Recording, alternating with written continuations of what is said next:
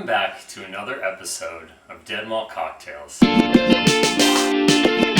DEADMALL'S COCKTAILs, DEADMALL'S COCKTAILs. Last week we showed you guys 3 drinks. Whiskey one. The Ceresis, the Autumnal Surprise, Yeah. and The 2019 Dark Times or something. You know, when you make as many episodes of this show as we do, you can hardly remember sometimes all the luscious, gorgeous drinks that we've shared with you guys. make sure to comment about which one's your favorite sport.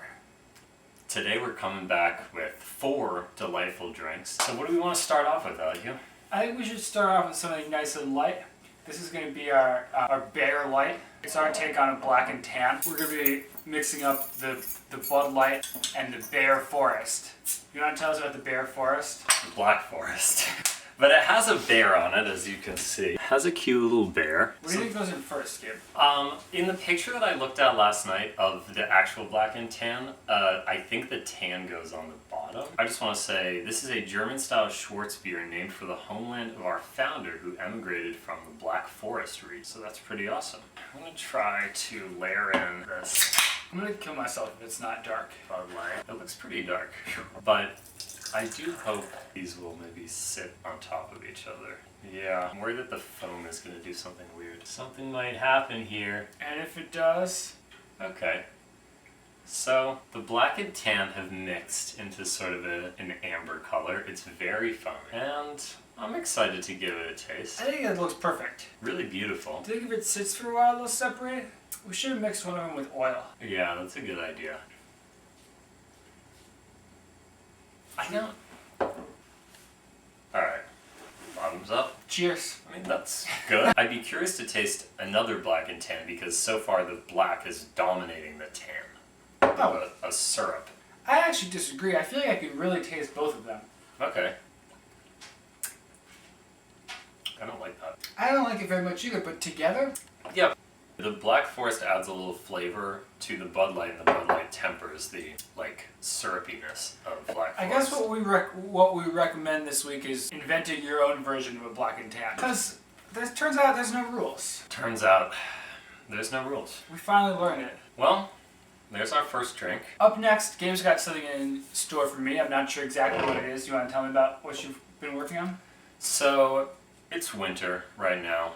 You know, a lot of people are into mulled wine, mulled cider, but I thought it would be nice to take Mike's Harder, which is maybe kind of a summer drink, fruity, usually served cold, usually drank outside maybe. Under a bridge. Under duress. And I wanted to see if we could maybe mold this with a couple spices. So I'm going to put some cinnamon, some star anise, maybe throw a dash of... You ever tell me you ever drink Mike's Harder before? I've drank Mike's Harder. Is that what you were drinking when you first moved to New York?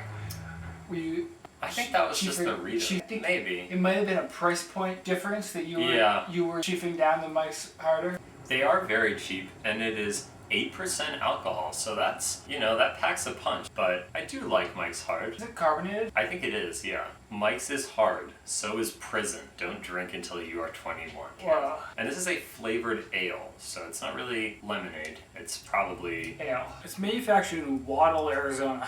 I want to go there. Oh boy. You want to tell us what you're going to put in it? Yeah, I did already. I'm going to look in this old spice cabinet and see what we I have. just wasn't listening when you said that. You're thinking about other stuff. While Gabe's off camera, I'm going to whip something up secret for him. I just got to go get some ice, which he told me he'd put in the bowl for me. This one's for our sober curious viewers.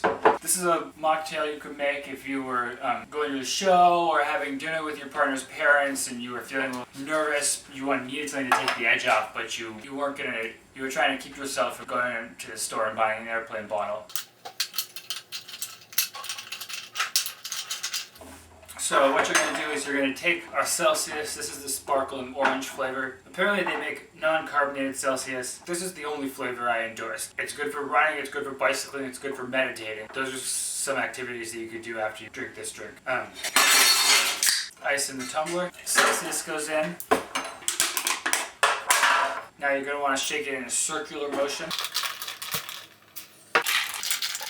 You want the ice to end up in the drink.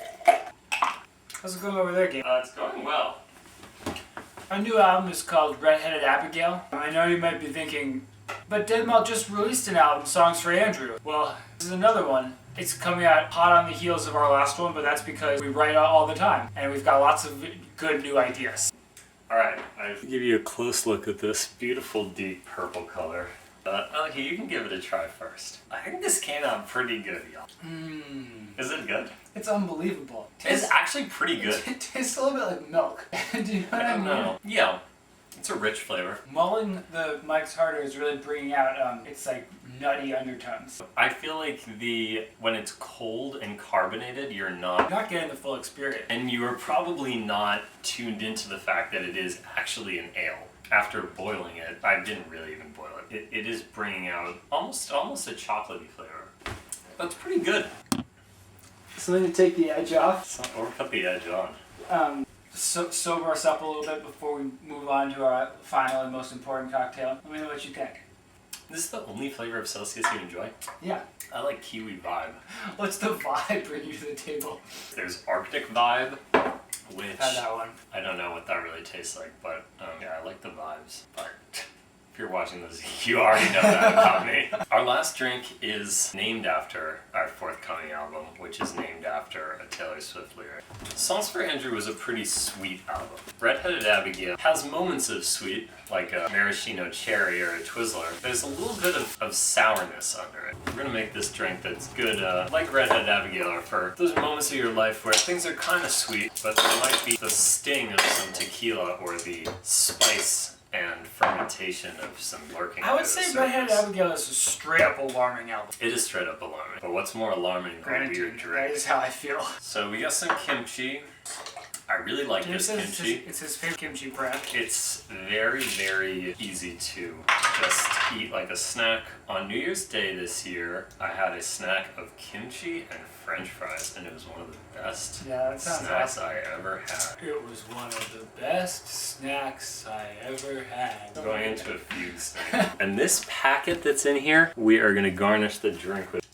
When you're doing mixology, you have to not be scared to bring in new flavors that might be scary to the clientele of your bar. You remember the times in your life that you're happy, but you will always remember the times in your life when you're a little bit scared. And that's really what this album is about more than anything else. Kind of memory to last a lifetime. That's the kind of memory that'll last a lifetime. Fight or flight kicks in, and that's what you want. Because Exquisite. I'm really curious to taste this because I think this is gonna be actually fire. think it could be good. I call her chandelier. That is a weird one, Gabe. Is it good?